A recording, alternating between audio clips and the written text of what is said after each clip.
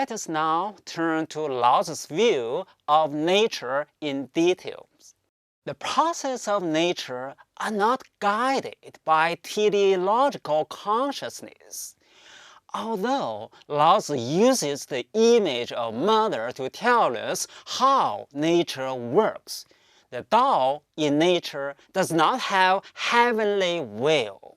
Quote, "Heaven and the earth are not benevolent, they treat the 10,000 things as raw dogs." End quote. Heaven and the earth do not concern themselves with pain or pleasure of individual humans or of other creatures. Laozi's nature works spontaneously with no purpose. This is its glory, and this is its mystery. The mystery is embodied in regularity and routine of nature. The spontaneous patterns, routines, cycles, rhythms, and habits of nature constitute its mystery. It is mysterious that being spontaneously emerges out of non-being and returns thereto. The fact that both being and non-being emerge out of the same and that their names are separate constitutes the mystery.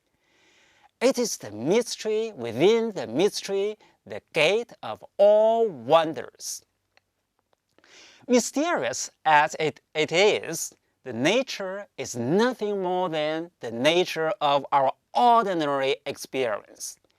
There are dyadic opposites of nature: masculine and feminine, light and dark, strong and weak, hard and soft, dynamic and static, and so on and so forth.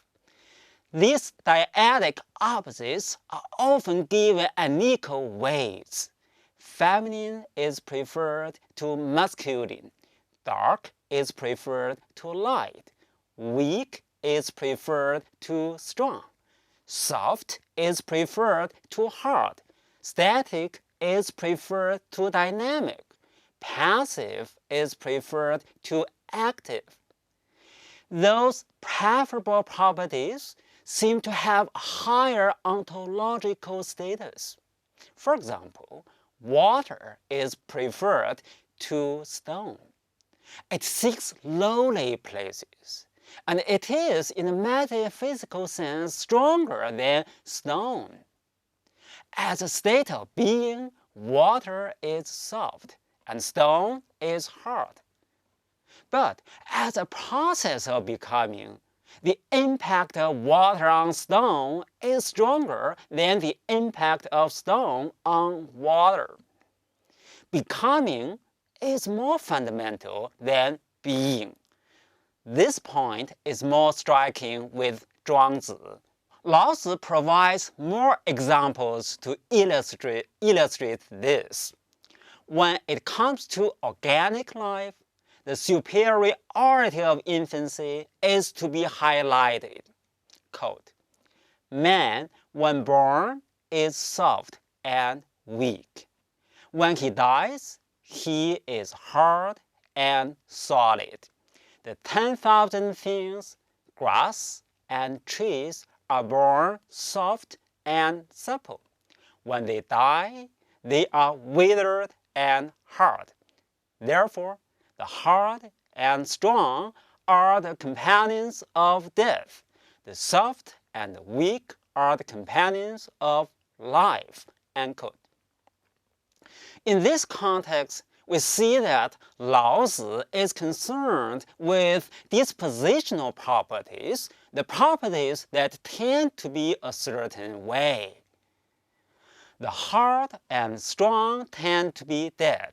The soft and weak tend to be living.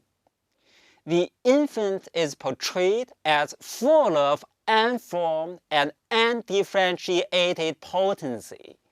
This is an epitome of Tao.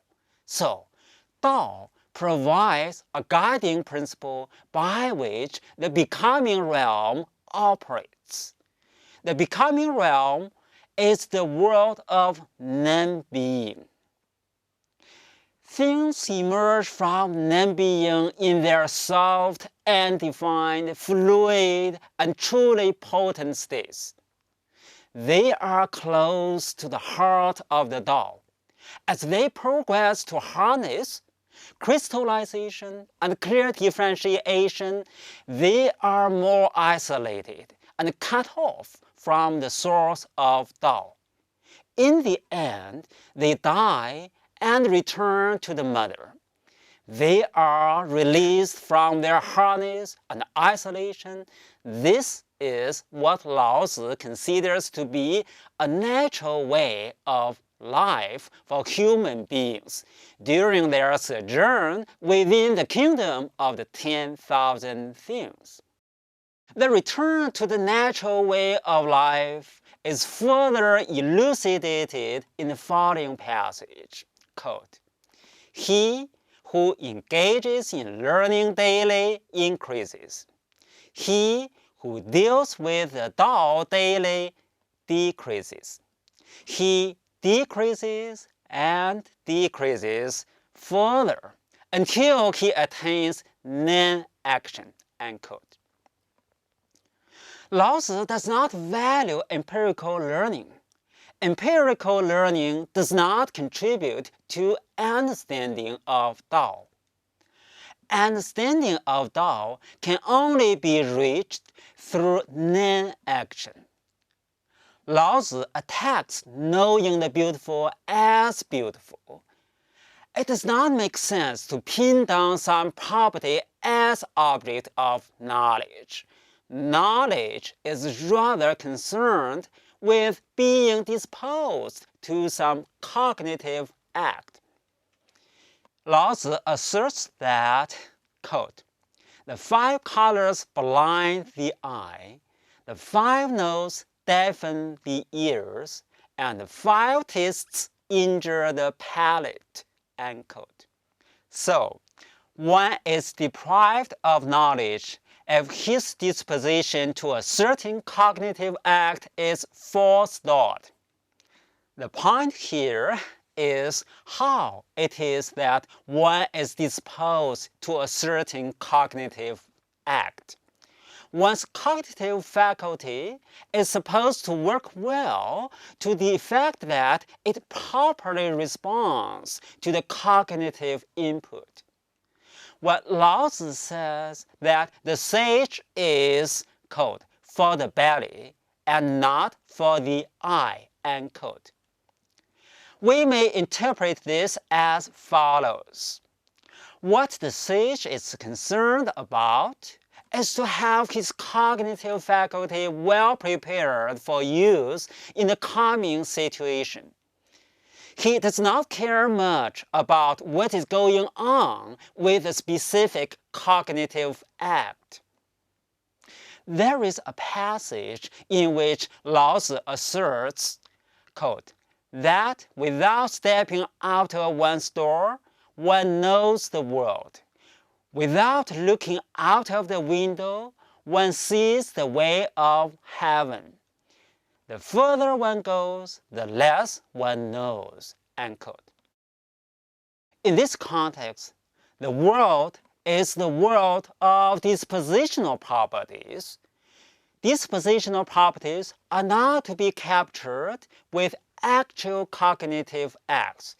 They are grasped only when cognitive faculty is prepared for use in the coming situation.